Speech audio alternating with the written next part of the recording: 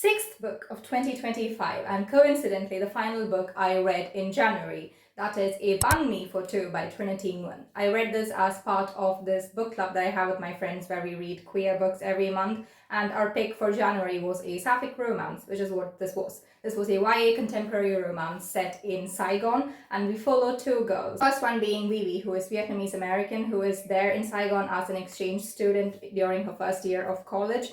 And the second is Lan, who is Vietnamese, and she works in Saigon as a street food vendor. However, she's also the author of this food blog called A Bánh for Two, the title, which Vivi is a great fan of, and that's the first source where she learns about her culture, which her family keeps shut from her. So when she embarks on a quest to find out more about the maternal side of her family in Vietnam, their lives collide quite literally as they crash into each other and they strike a deal. Lan is still reeling with the grief of losing her father and is suffering with writer's block, so Vivi helps her to get over it, while Lan helps Vivi to track down her maternal family with the clues left behind in her mother's photos.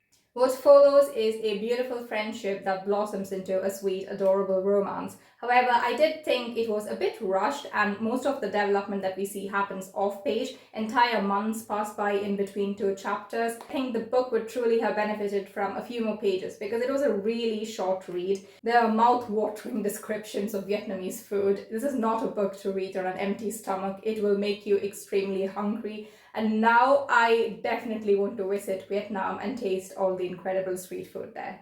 I gave this a very solid 4 stars. As far as the romance was considered, maybe it wasn't so good, but the personal character developments of both characters were absolutely phenomenal, and I loved seeing them grow throughout the book. The complex dynamics they have with their families was incredible to read about. Definitely check it out if you're looking for a book set in Vietnam.